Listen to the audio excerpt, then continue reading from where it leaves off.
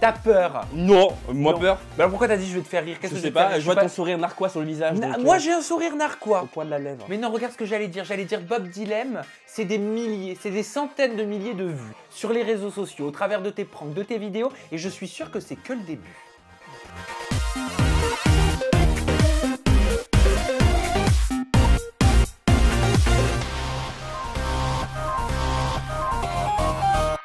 Bonjour Bob Dylan, comment vas-tu? Ça va super, merci, et toi? Ben, ça va parfaitement bien, merci de le demander. Je commence par une première question, c'est la plus évidente, c'est peut-être la plus percutante, je sais pas. Pourquoi Bob Dylan? Pourquoi Bob Dylan? Alors, j'aime bien le prénom Bob. Oui. Je le trouve simple à retenir, percutant, pertinent, et puis facile à dire. Hey Bob! Tu vois, on n'oublie pas. Donc ça a de l'impact, on peut le mémoriser facilement. Et puis j'adore Bob Dylan, qui est un guitariste américain. Oui, pourquoi tu me le dis comme ça? Parce que en off, ça fait c'est pas un acteur celui-là? Alors que non, c'est un guitariste américain. T'es sûr qu'il a pas fait un film? Ah, je pense pas vraiment. Ah, tu penses pas? Là, je pense. Ah, pas t'es mal. sûr? Tu as du Québec toi aussi? Ah non, je viens pas de Québec, moi. Là, je le fais pour la première fois, j'improvise, je l'ai jamais fait de ma vie. Pas Ça va? mal. Ah, si tu. On sent vraiment l'accent authentique. Ouais, mais tu vois. pourras peut-être me donner des cours.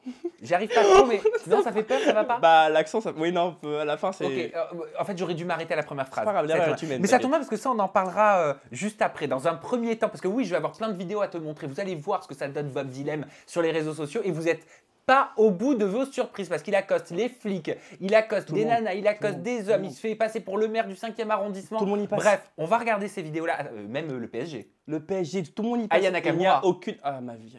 Mais on va en Il n'y parler. a aucune exception. Aucune exception. Mais juste avant, je le disais, j'aimerais savoir un petit peu juste d'où tu viens. Qu'est-ce qui t'a conduit à faire ce que tu fais sur les réseaux sociaux, à faire ces pranks-là? Ben, alors, je viens de Paris. Oui. Parisien de pure souche, vraiment. J'ai grandi à Paris, je suis né à Paris. Et j'ai fait des études en gestion finance à la Sorbonne. D'accord. Et j'ai toujours été vraiment. J'ai toujours aimé pas me moquer des gens, mais faire des petites plaisanteries. J'ai Oui. toujours été taquin, tu Tu vois. faisais déjà ça en Sorbonne? Avec les cours. Dans les cours, pardon, avec les profs, avec mes camarades, j'étais vraiment un pitre de service. Mais je travaillais bien, ça va. J'avais un niveau moyen, mais je savais un peu me faufiler là où il fallait. Donc tu pouvais te permettre d'avoir des petits extras. Oui. Et les profs, tantôt, m'aimaient bien pour ça. À contrepartie, il y en a qui m'aimaient pas trop pour ça, tu vois. C'était à double tranchant. Soit ils aimaient bien le personnage, soit ils se disaient, bon, lui, il est pas là pour amuser la galerie, donc il a vite se calmer, tu vois. Donc j'ai fait ça, ouais, en cours, et puis après, mes potes m'ont dit, je faisais ça que pour mes potes, hein, sur Snapchat. Et puis après, ils m'ont dit, fais un Instagram où tu publies tout, tu nous fais vraiment mourir de rire. Et si tu vois, au début, j'avais pas la force de gérer tout ça, j'avais la flemme. C'était vraiment juste pour m'amuser, tu vois. Et puis ils m'ont motivé, et puis à la fin, bah, voilà où j'en suis aujourd'hui. Et à quel moment interviennent les cours d'art dramatique? Parce que tu es passé à... Alors oui, par la alors comédie. j'ai fini mon master de gestion, c'est ça, Oui. l'année dernière. Et si tu veux, j'ai dit, tu sais quoi, je vais tenter le conservatoire. Mais tu avais déjà fait du théâtre? Ah non, jamais. Je suis vraiment novice en théâtre, mais j'ai toujours aimé me mettre en scène, aimé jouer, tu vois. J'adore parler devant les gens, j'adore me mettre en scène. Et je me suis dit, tu sais quoi, pourquoi pas tenter le conservatoire? Ça me coûte rien, j'ai dû me préparer un peu, tu vois. Donc, à ma grande surprise, j'ai été pris au conservatoire. Donc, c'est passé vraiment. Enfin, tu avais 3 étapes pour entrer au conservatoire. Oui. Une scène d'impro, une scène travaillée et un entretien. En scène d'impro, je me rappelle très bien, enfin, si mon prof me voit en plus à dire ça, j'avais dit que j'étais peintre à Montmartre, d'accord, et que j'étais caricaturiste. Donc j'ai fait une scène d'impro, vraiment j'étais caricaturiste à la Charlie Chaplin, avec beaucoup d'expressions du visage, beaucoup de mimiques, etc. Que tu avais forcément travaillé, donc tu avais Mais, observé. mais c'était de l'improvisation totale, je n'ai jamais fait ça, tu vois. Donc finalement, je me suis auto-persuadé d'être un caricaturiste en herbe pour de vrai. Et puis j'ai fait vraiment une petite danse comme ça à la Charlie Chaplin. Et c'est vraiment à ma grande surprise que j'ai été pris, quoi. Ça, c'est première étape. Donc, Première t'es sur étape. l'impro. Deuxième étape, Deuxième j'imagine que étape, tu fais du c'était une- Shakespeare. Alors deuxième étape, c'était une scène dialoguée que j'avais pris de Les Infidèles, Oui. avec Dujardin et Lelouch. J'ai fait une petite scène comme ça avec une camarade à moi. Ça a plu aussi, d'accord. Et dans la foulée, j'ai dû faire une danse. Je me rappelle, j'ai fait un remake de I Want to Break Free de The Queens. I want to break Voilà, free. j'avais mis les Ça, bretelles. je sais que c'est des chanteurs. Ouais, Queens. Et j'avais mis des bretelles, j'avais fait un ballet, tout vraiment comme dans le clip, tu vois. Et c'est très marrant parce que ce jour-là, c'était l'anniversaire de Freddie Mercury, qui est né comme par hasard le même jour que moi, le 24 décembre. Et je crois qu'il m'a porté chance parce que c'est grâce à cette scène que j'ai été pris au conservatoire. Et en quoi ça t'aide, ce conservatoire, les cours d'art dramatique, dans ce que tu fais aujourd'hui? Bah, Est-ce que ça t'aide d'abord? Alors, est-ce que ça m'aide? Alors, j'ai beaucoup appris. Tu vois, j'ai beaucoup appris en technique, mais finalement, c'est trop rigoureux, trop technique. On fait, comme tu l'as dit, on fait du Shakespeare.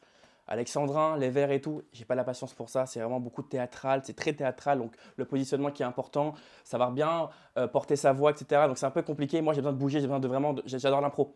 Donc, apprendre des textes en alexandrin ou en vers ou en prose, ça me saoule, tu vois. Mais on doit passer par là pour avoir une bonne carrière de comédien, pour bien se former. Donc, j'ai pris sur moi, j'ai serré la ceinture et puis j'ai serré les dents. J'ai serré les dents et la ceinture en même temps, du coup. Et puis, bah, j'ai pris sur moi et j'ai commencé à apprendre tout ça. Mais je vais pas te mentir, j'ai un peu abandonné au bout du 4e, 5e mois parce que ça me saoulait, quoi. Mais ça te saoulait pourquoi? Parce que c'était Parce que justement trop rigoureux? trop rigoureux, voilà. Et moi, j'ai besoin de plus de. Tu sais, ils sont très calmes là-bas, très carrés, très calmes. Et moi, je suis anticonformiste. J'adore casser des barrières, tu vois.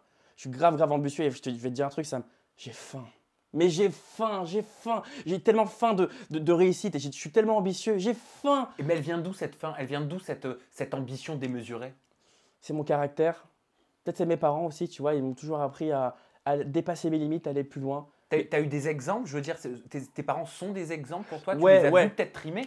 Ouais, bien sûr. Bah, les deux sont entrepreneurs. Ils avaient commencé avec rien, tu vois. Et au final, bah, ils m'ont donné c'est vraiment ce goût de l'entrepreneuriat, de la créativité, du culot, de la tchatch et de l'audace. Tout vient d'eux, en fait, vraiment. Enfin, ma mère, c'est la même que moi. Un peu folle, un peu culottée, tu vois, beaucoup audacieuse. Et vraiment, j'ai tout appris d'elle. Comment elle parle, comment elle se comporte avec les gens. J'ai beaucoup appris. Pour faire rire, il faut du culot? C'est impératif.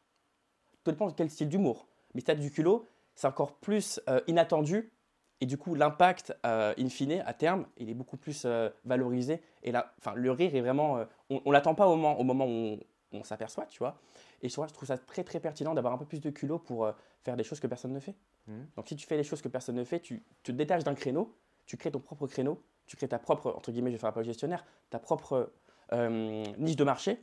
Et donc après, tu peux manger tout le gâteau. Le marché, c'est le gâteau, entre guillemets. Le marché, tu l'as étudié avant de te lancer dans les profs? J'ai vu un peu ce que faisaient les gens, ouais, j'ai vu un peu ce que faisaient mes, alors je vais pas dire concurrents, les gens qui faisaient un peu la même chose que moi, différents styles d'humour. Hein. L'humour face caméra quand tu es seul dans ta chambre, l'humour avec les gens, l'humour quand tu es en micro-trottoir, tu as plein de styles d'humour. J'adore aussi, que je respecte énormément. Et moi, j'ai trouvé mon petit credo qui est assez. C'est credo ou credo, merde? C'est créneau. C'est quoi un credo alors? Arrête, là, il y a tout le monde qui va nous critiquer, il va dire Ouais. c'est créneau, non c'est créneau, non c'est C'est créneau. pas grave, ça fait des commentaires. Mais oui. Je poursuis. J'ai trouvé mon petit créneau avec un petit touche de culot, d'insolence, de tchatch, d'audace. Et c'est ce qui fait un peu que ça me détache des autres humoristes, si je peux me permettre, tu vois. T'es humoriste, t'es pranker, t'es instagrammeur. Comment tu te définis? Je me définis comme créateur de contenu humoristique. D'accord. J'aime pas le mot influenceur, j'aime pas le mot instagrammeur, ça nous met directement dans des cases, ça me colle une étiquette ici. Et j'aime pas. Instagrammeur, en gros, ça veut dire que tu travailles pour Instagram. C'est pas le cas. Déjà, c'est déjà ça. Et puis j'aime pas être enfermé dans une cage. Je te l'ai dit, je suis anticonformiste, je casse les barrières. J'aime pas être, j'aime pas tout ça, tu vois. Donc ouais, créateur de contenu humoristique, ça me va très bien. Et mon objectif à terme, ça serait vraiment acteur de cinéma. Le rire, l'humour, est-ce que ça aide avec la jante féminine? Alors j'ai appris, alors ça fait maintenant 1 an et demi que je fais ça, et j'ai appris au fur et à mesure du temps que les femmes, mesdames, vous dites si je me trompe, qu'un homme drôle, il a fait peut-être, allez, 60% du travail. Bon, c'est vraiment travail, quand je dis travail, c'est, voilà, tu m'as compris. Mais les filles aiment beaucoup les mecs drôles. Pourquoi? Parce que ça les fait pétiller, ça les fait rire, il n'y a jamais de routine, on ne sait jamais ce qui leur attend. Les filles ont besoin, enfin, je pense que les femmes ont besoin de bulles dans leur vie, d'explosions, de feux d'artifice, de rire. C'est obligé. T'imagines si tu fais pas rire ta femme? Un mec drôle dans son couple, c'est un mec amoureux? Il n'y a aucune corrélation, par contre. Là. Aucune. C'est faux. Je sais pas qui vous a dit ça, mais c'est faux. T'as la référence, j'espère. Non, je sais pas. Oh Peut-être que je. Tu l'auras après. Non, mais peut-être que je fais une comparaison subliminale à ma propre vie. Non, non, non. Non, il n'y a pas de corrélation entre un mec drôle et amoureux, ça tu m'as dit? Ouais, quand on rigole dans le couple. Ah oui. Tu vois, c'est ça que je Ah veux oui, te oui, dire. oui, d'accord, ok. Est-ce que ça veut dire que le mec est amoureux? Ça veut dire qu'il aime faire rire sa femme, ça veut dire qu'il prend plaisir à lui soutirer des sourires à droite, à gauche, et ça, c'est important. Voilà, parce que là où je C'est voulais en important, venir, c'est t'as raison. le jour où tu fais plus rire ta copine, est-ce que ça veut dire que la passion, la flamme est partie? Ah oui, bah, un couple, pour moi, un couple, ça tient sur 2 choses. La confiance, 3 choses plutôt. La confiance, la complicité et la passion. Si tu n'as pas ces 3 choses-là, et la communication, ça fait 4. Si tu n'as pas ces 4 choses-là, ces 4 piliers, tu peux rien faire. Et toi, tu as la complicité et la passion dans ta vie? Avec mes copines, ouais, j'avais pas mal. Avec mes copines? Non, au couple, non, je rigole. Non, j'ai pas beaucoup. Non, avec mes anciennes copines, ouais, j'étais très, très complice, très à l'écoute, très investi dans la relation. J'étais vraiment derrière elles pour leurs projets ou quoi, toujours à l'écoute, s'il y a des problèmes ou quoi, tu vois. Mais ouais, c'est vrai que j'aime bien vraiment porter sur mes épaules les projets de ma copine ou l'accompagner tout simplement. C'est aussi mon rôle pas de mari, mais de petit copain. Bien sûr. On est là pour. Un couple, c'est à deux. Hein. Il y a une Madame Bob Dylan? Non, il n'y en a pas. Pas pour le moment. Je pense pas. Trop occupé par les vidéos? Bah, je suis plus focus sur le boulot en ce moment, vraiment. Je veux dire, les filles, ça viendra quand ça viendra. Faut pas chercher. Tu sais, l'amour, ça tombe dessus au moment où tu t'y attends le moins, tu vois. Donc, si tu commences à chercher à droite, à gauche, t'es foutu, tu cherches, et après, c'est fini. Je sais pas si tu vas apprécier ce que je vais te dire, mais tu sais, je te disais en off, quand t'es arrivé, j'étais en train de me faire maquiller, je disais à Justine qui maquille, qui est la make-up artist, je lui disais « Ah, j'aime bien sa voix. Ouais. » Et tu sais à qui elle me fait penser ta voix? Attends ce que tu vas dire, hein. Vas-y. Kev Adams. Ah! Alors, j'ai rien contre Kev, mais je le trouve pas du tout. T'es pas le premier à me le dire. Ah! Mais je trouve pas du tout. Ah bon? Peut-être dans la façon de parler, tu sais, un petit peu comme ça, un petit peu très rapide, non? Vous en pensez quoi? L'audience, les personnes en régie. Non, oui ou non? Énormément. Ouais. Mais qu'est-ce que tu parles, toi? Je parle pas de toi. C'est Julien, le caméraman, qui a Non, placé moi je son trouve petit pas. grain de sel. Mettez en commentaire si vraiment j'ai la voix de Kev Adams. Mais je pense pas. Hein. Si je parle comme ça, y a pas de problème, t'as eu. Allez, on arrête les comparaisons, on passe tout de suite à une première vidéo. Allez, go. Oui, je vais porter à votre connaissance 5 ou 6 vidéos, je crois, extraites de tes réseaux sociaux. La première, on l'a appelée Mission Infiltration. Regardez. Mission Infiltration. Ce soir, c'est la cérémonie du 63e Ballon d'Or. On va essayer de s'infiltrer comme il faut.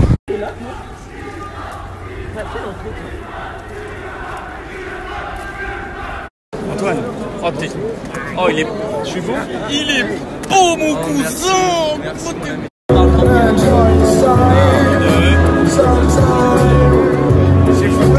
Non mais là, t'as vécu un rêve, en fait, tu t'es fait un kiff. Bah, c'était un rêve de gosse qui est tout simplement devenu des réalités, tu vois. Donc grâce à un prank, t'as pu réaliser un de tes rêves. Alors, grâce plus une prise un peu de courage, Oui. ouais, j'ai porté mes couilles et le culot, quoi, tu vois. Alors- Ouais, à la base, c'était vraiment pour kiffer.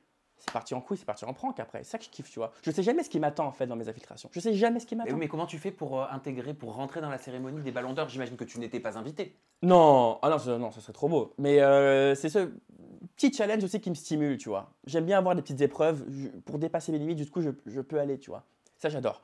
Comment j'ai fait ce soir-là? Ouais, à l'improvise directement. Alors, j'avais été 1-2 heures avant, il me semble. Oui. Et c'était au Grand Palais. Grand Palais, donc c'est un établissement assez prestigieux, surtout assez grand. Donc, plus l'établissement est grand, plus il y a des petites entrées, sorties à droite, à gauche, tu vois. Donc, je joue énormément sur ça aussi. Et je me rappelle, j'avais grave improvisé et grave tchatché avec les personnes qui donnaient les accréditations, tu vois. Et je m'étais fait passer, je me rappelle très bien, j'avais dit bonjour, voilà, je suis venu en retard, mon entreprise m'a vite appelé. Ils ont besoin d'un monteur-démonteur lumière.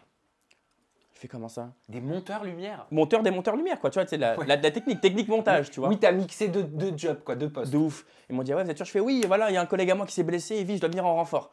Ils étaient en stress, les pauvres, en face, tu vois, vraiment. Tu sais, en plus, quand tu viens comme ça, avec ton assurance, ta prestance, t'as pas le temps de parler chinois, en fait. Tu vas direct, tu vois. Donc, tu viens, tu leur dis, voilà, il me faut absolument mon badge, je dois travailler. Ils sont en stress, à la fin, ils vérifient, ils voient qu'il n'y a pas mon nom. Je fais, monsieur, j'ai pas le temps, s'il vous plaît, je dois travailler. Bon, allez, tenez. Et là, j'ai mon badge, monteur-démonteur. Je fais, oh là là. Je les ai démontés au final, tu vois, c'est ça qui est drôle au final. Donc, Mais face à Antoine Griezmann, il n'y a pas un moment où tu as l'adrénaline qui monte, le cœur qui se met à battre, à te dire je vais pas y arriver. Tu penses pas à ça, c'est justement cette adrénaline qui te fait pousser des ailes, entre guillemets, et qui te dit, vas-y, c'est qu'une fois ça, c'est qu'une fois. C'est one shot. Si tu rates le cocher, si tu rates la vague, tu surfes? Non. Tant pis. Si tu Sur rates Internet. si tu rates la vague, c'était mort. Donc là, j'ai vu Antoine, que j'adore. Et lui, je me rappelle, pendant la Coupe du Monde, il adorait dire à ses coéquipiers « Il est beau, mon cousin !» J'avais été le voir, et il était grave réceptif, tu vois. Il a joué le jeu. Maintenant, il voit un peu qui je suis, il voit un peu les vidéos. Ah, donc il a joué le jeu, surtout il savait pas qui t'étais. Ah non, mais il voit un gringo qui arrive comme ça, il se dit « C'est qui celui-là ?» tu vois. Mais c'est pas la seule cérémonie que tu as infiltrée. Il y a aussi eu la cérémonie des Césars. Ah ouais, César, c'était... Là, c'est plus compliqué, non? César, c'était le Graal. Il y avait tout le gratin dauphinois, gratin de pommes... Enfin, tu préfères pommes de terre ou Le dauphinois? gratin, pommes de terre, mais comme l'indice glycémique est très élevé, j'évite d'en manger. Bah moi, je team patate douce. Oui, c'est très bon. J'aime bien la C'est un patate peu douce. plus sucré. C'est différent. Ouais. Sans gluten, ça me va aussi. Il y avait vraiment tout le gratin du cinéma français. Moi qui veux devenir acteur de cinéma, j'y vais pour le job, tu vois. J'y vais pour m'amuser, mais c'est surtout pour le travail. C'est-à-dire que si je vois des réalisateurs qui me plaisent, si je vois des producteurs ou quoi, il faut y aller pour se faire connaître, pour faire sa place. Je suis obligé. Et ma seule carte à jouer pour ça, c'est prendre mes couilles et y aller, quoi. C'est le culot. C'est un milieu très fermé. D'accord? Si tu te procures pas tes propres occasions, tes propres opportunités toi-même, qui va le faire à ta place? Mais Personne. d'où tu tiens cet esprit aussi positif, aussi conquérant? C'est mon caractère. Ce sont mes parents, je pense. Je sais pas, c'est les gènes, c'est inné, c'est le sang. Je sais pas comment t'expliquer. C'est inné en fait. J'ai toujours été entrepreneur, j'ai toujours été vif d'esprit et j'ai toujours voulu repousser mes limites. Et en fait, j'ai toujours voulu faire des choses que les autres ne font pas. Et tu l'as fait avec Neymar aussi, puisque tu as même signé le tableau de son anniversaire, ouais, c'est ça comme... alors, ça, c'est insolent. Par contre, j'arrive pas à y croire que j'ai fait ça en fait. Mais ça, c'est juste incroyable. Ouais. Tu as signé le tableau d'anniversaire de Neymar. Déjà, tu le rencontres, Ouais. ok, et ensuite tu signes son tableau. C'est-à-dire ta signature sur... Ah bah, chez lui, il y a écrit Bob Dylan avec un cœur, quoi. Comment t'as fait? Il était 3 h du matin, milieu de soirée. On avait passé une super soirée avec Kylian, Mbappé, Verratti, toute l'équipe du PSG et tout. Et je vois un moment dans le sas principal, il y a un tableau de Neymar à son effigie. Et je vois que tout le monde signait. Donc le coach du PSG signait, les stars signaient, la sœur de Neymar, etc. Et je me dis, c'est quoi? Je vais signer moi aussi. Je m'en fous. J'y vais en roue libre. Je n'ai rien à perdre. C'est ça le truc, tu vois. J'ai rien à perdre. Je prends le stylo du mec, je signe Bob Dylan. Et étant dans l'euphorie, étant dans l'adrénaline instantanément, je signe et voilà, j'ai kiffé, quoi. Il y a eu Aya Nakamura aussi au Energy Music Awards. C'était ma première rencontre avec Aya. Ouais. C'était Energy Music Awards en novembre 2019. Ouais. Alors là, c'était. Ça me ressemble complètement. Cérémonie un samedi soir à 21 h. Je prends le train de Paris-Gare de Lyon à 12 h, 13 h, je crois, midi 13 h. J'arrive 5 heures plus tard. C'est long, Paris-Gare. 5 heures, c'est long. Hein. SNCF, vous ne pouvez pas encore raccourcir les trains. Putain, c'est trop long par rapport à ça. Et puis, j'arrive directement à Cannes. J'arrive à 17 h, donc j'ai 3 heures pour me trouver une place. Et là, je fais des mains et des pieds pour essayer de me choper une place, etc. Et puis, j'arrive à trouver une petite brèche. Je me fais passer pour quelqu'un. Enfin, me fais passer pour quelqu'un. Non, je m'invente complètement un personnage, tu vois. Et puis, ils ont vu que du feu, ils ont bu mes paroles. Et puis ensuite, c'est passé tranquillement. Et donc, oui, pour Aya, je rentre dans l'enceinte du auditorium à Cannes. Et je vois qu'il y a Aya dans sa belle robe rouge, toute seule. Je me dis, non, mais elle va pas être toute seule. Je vais venir, il n'y a personne à côté d'elle. Je prends mon courage à deux mains. Je fais, attends, excuse-moi, je me mets à côté de toi. Et là, je commence un peu à tchatcher avec elle, tout ça. Et ça passe. Il y a un truc qui m'a fait énormément plaisir. J'étais agréablement surpris. C'est qu'à un moment, je lui dis, ouais, j'espère que tu as vu la vidéo que j'ai fait sur toi. Il fait, de quelle vidéo tu parles? Là, je lui montre, avec Hello Mamie qui est pas ça, tu sais, et une autre vidéo. Elle me fait, ah, mais c'est toi qui fais ça? Je fais, bah ouais, c'est moi. Elle était trop contente. Et après, on a tapé petite photo, petite vidéo et tout, tu vois. Quelles sont les célébrités les plus réceptives Réceptive que tu as eues, que tu as pranké? Ah, pas mal. Big Flo Oli. Ah, mes potos Big Flo Oli. J'ai infiltré leur concert à l'U Arena, 44 000 personnes en novembre. Quand ils ont appris que j'ai infiltré, ils étaient contents pour moi, tu vois. Ils étaient fous, mec. Mais c'est trop cool. Ils sont tellement bienveillants, ces mecs-là, c'est un truc de ouf. Et à contrario, est-ce qu'il y a déjà eu des célébrités qui ont été un peu plus réfractaires? Il n'y a pas longtemps. Alors, réfractaire, c'est son personnage, mais j'adore le personnage. Hein. Joey Starr. Je l'ai pranké il y a 2 semaines, Oui. avec l'accent canadien. Il n'était pas trop chaud, mais après, il était très cool. Apparemment, son fils me suit sur Instagram et son fils a montré la vidéo à son père. Il a kiffé, tu vois. Donc, finalement, Comment tu vas faire le jour où tout le monde va te reconnaître? c'est une question que je me pose actuellement. Je sais pas. C'est stressant, ça, non? Je me dis que c'est le cas actuellement parce que regarde, quand j'essaie d'infiltrer des concerts maintenant ou des événements, je peux plus faire grand chose parce que, petite anecdote, en exclu, pour samedi, César 2020, non, 2010, on est quoi là? Là, on est en 2020, Bob. Ok, donc César 2020, c'est en février, César 2020. Puis t'es fait beau gosse, tout ça, petite costume 3 pièces, pied de poule, prince de Galles, tout ça. J'essaie de rentrer dans le périmètre des Césars, donc au salle Playel. Je te jure, à peine j'arrive à la barrière, le mec me regarde chelou. Il appelle son responsable. Je vois son responsable au loin qui regarde son portable, qui regarde comme ça. Ouais, il est devant. Il m'attendait au tournant, les mecs, tu vois. Et j'ai dit, ouais, qu'est-ce que tu regardes sur ton portable? Il y avait ma photo, en fait. Ah d'accord, t'es blacklisté dans certaines cérémonies? Alors, pas blacklisté. Je suis repéré. Ah, C'est différent. d'accord. Ils connaissent mon visage, ils savent ce que je fais. Donc maintenant, ils évitent un peu de me laisser passer à travers les mailles du filet. Et ils font leur travail, je respecte, c'est normal, tu vois, il n'y a pas de souci. Mais quand je vois qu'il y a ma photo qui tourne dans une conversation WhatsApp de la sécurité, ça fait un peu peur, tu vois. Parce que je suis pas méchant comme mec, je suis pas là pour faire Du sale. du sale, je suis pas là pour perturber l'événement, je suis pas là pour faire n'importe quoi. Je suis là vraiment juste pour travailler avant tout, pour passer du bon moment, pour rencontrer des gens. Donc je suis pas un élément perturbateur, tu vois. Mais ça, ils ne le savent pas. Ils pensent que je suis un peu fou, ils pensent que je vais faire n'importe quoi. Alors non, c'est pas le cas. Mais à contrario, il y en a qui savent au final que je suis un mec cool et que je suis pas là pour vouloir du mal aux gens. Le meilleur exemple, c'est la sécurité de Neymar. La sécurité rapprochée de Neymar, qui travaille aussi au PSG. Au début, ils m'ont bien mis la sauce. D'ailleurs, c'est eux qui m'ont intercepté au César 2019 l'année dernière. Et puis maintenant, ils m'ont dit, écoute, tu viendras plus ici, tu viendras plus au Parc des Princes. Et puis au final, ils ont vu que j'étais pas un mec méchant. Quand je vais au Parc des Princes, salut, ça va, on se check. Il y a un lien qui s'est créé. Le lien avant, il était assez néfaste. Il ne m'aimait pas trop, il me voyait un peu d'un mauvais œil. Et maintenant, le lien, il est amical. C'était le temps d'apprendre à te connaître. C'est ça. Ils savent que je suis pas méchant, ils savent que je fais ça pour le boulot. Et puis maintenant, on se serre la main, on se dit bonjour. Il y a une bienveillance qui s'est créée. Et c'est important. C'est important en effet. Est-ce que les policiers que tu interpelles maintenant dans la rue te serrent la main aussi? Peut-être pas en période de Covid. Regardons cette vidéo, on en parle juste après. Excusez-moi, bonjour. Sans vouloir vous offenser, on m'a dit de venir ici pour casser du gaucho. Faites comme vous voulez, hein. On peut casser du gaucho ici ou pas?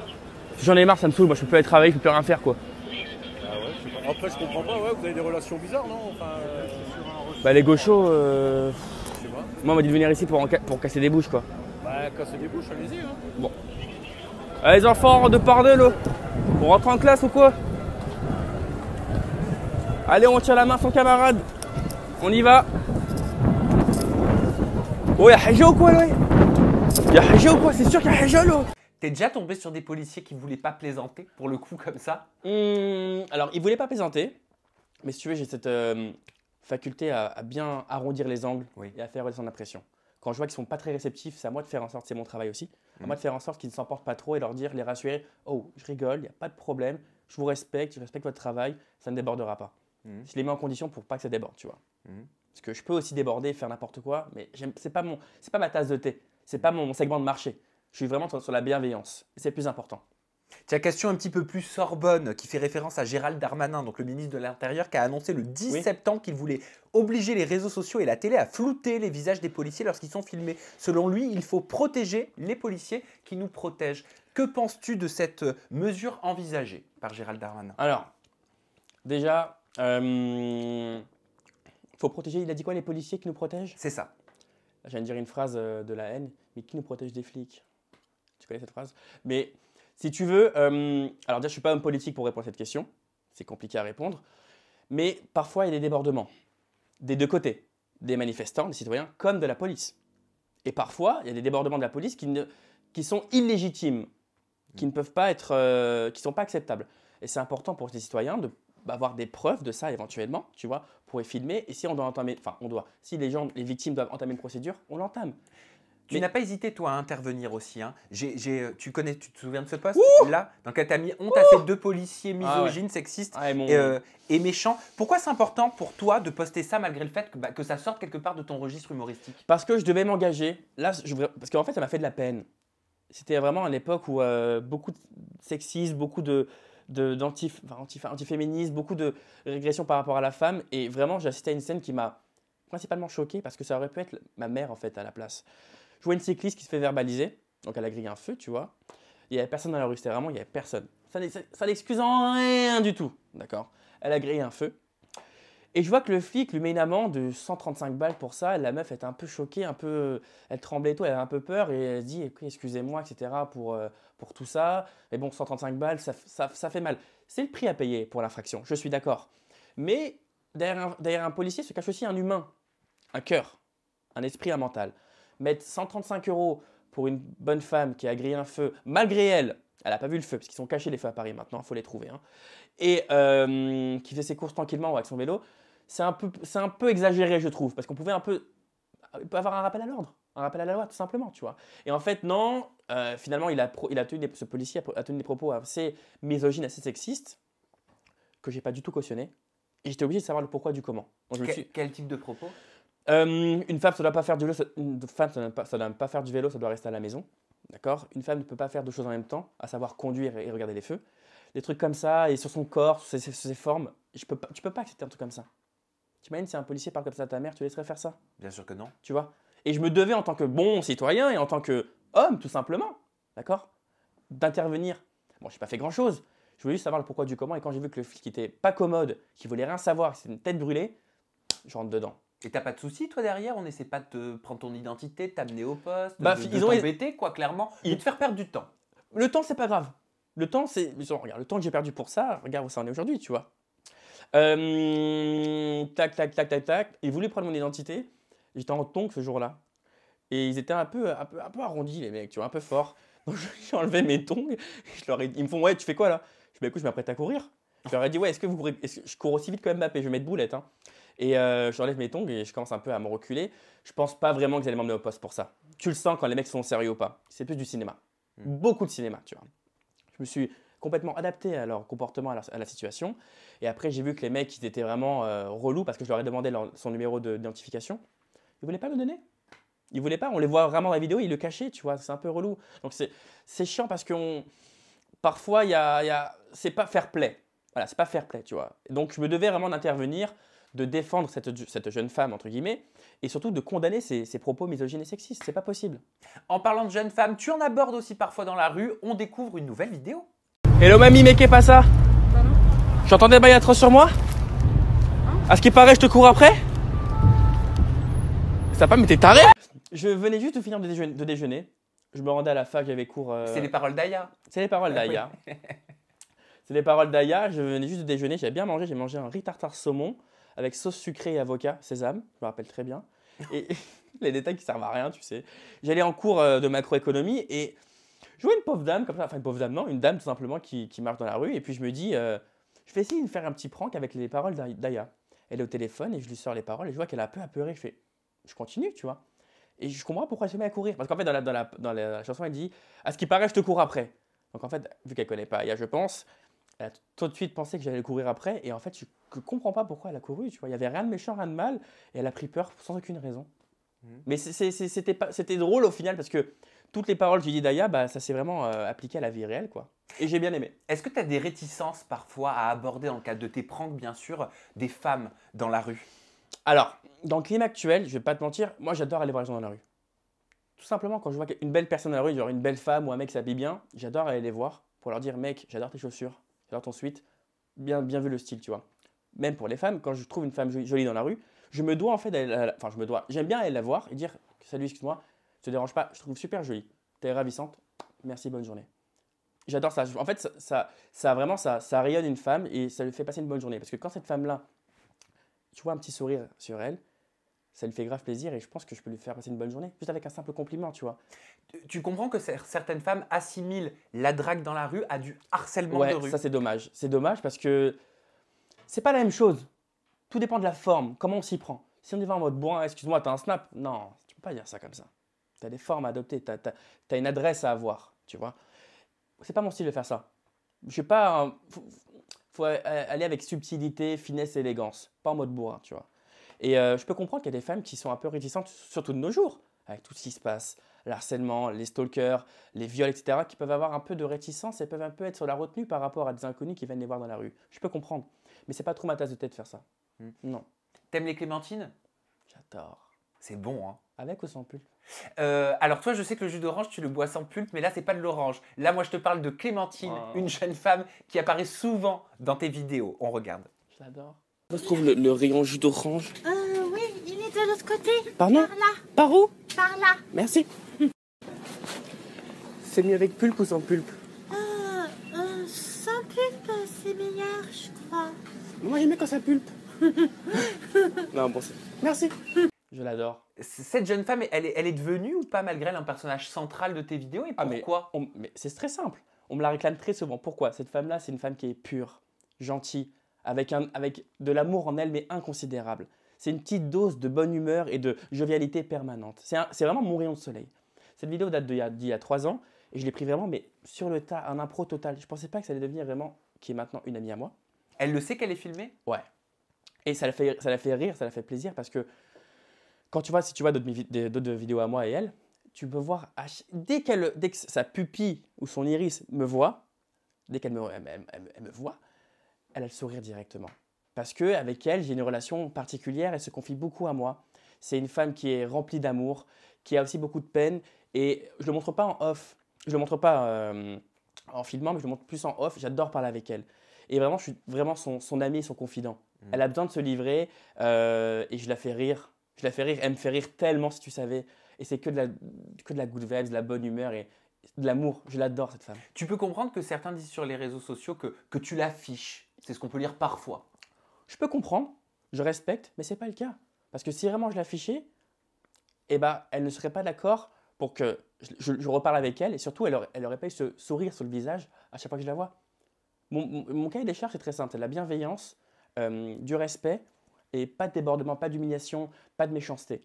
À aucun moment sur une de mes vidéos, j'étais méchante avec elle. J'ai toujours été bienveillant. Je l'ai toujours mis en lumière, en fait. Chaque personnage que j'aborde dans la rue, enfin, mes personnages phares sur mes vidéos, je les mets en lumière. J'aime pas leur jeter la pierre. C'est pas mon job, je suis pas méchant. J'aime vraiment en tirer le meilleur d'eux. Et Clémentine, bah, tu peux voir les commentaires sur la vidéo, on se dit, c'est un rayon de soleil humain. Elle est adorable, elle est pure, elle est gentille, elle est simple.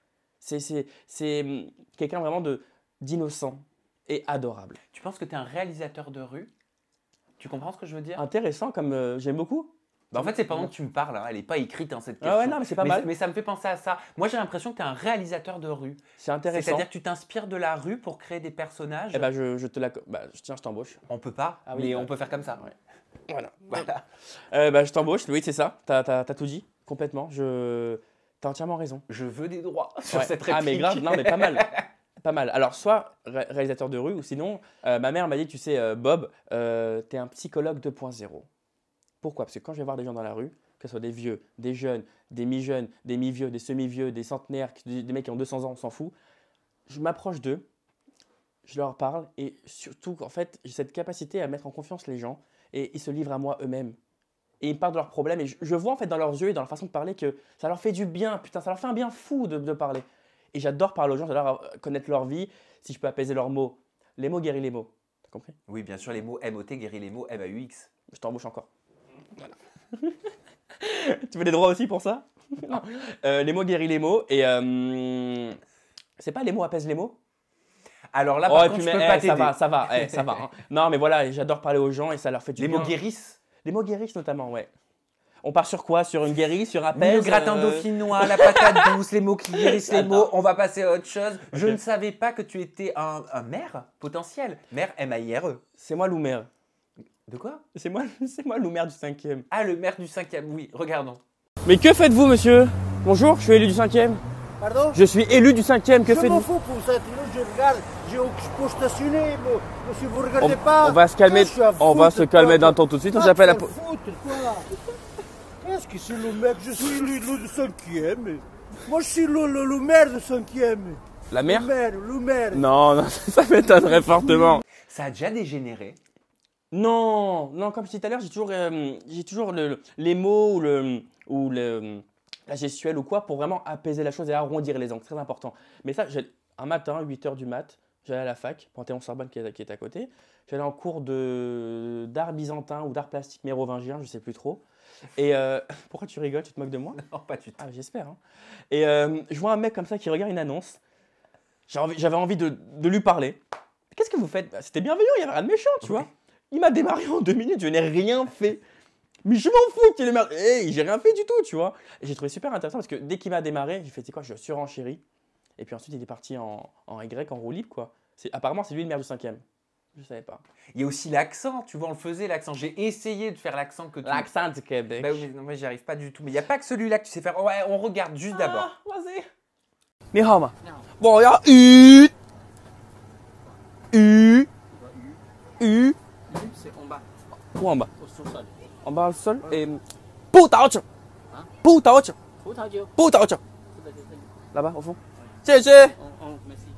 Et. Attends, j'ai oublié un truc. Ta.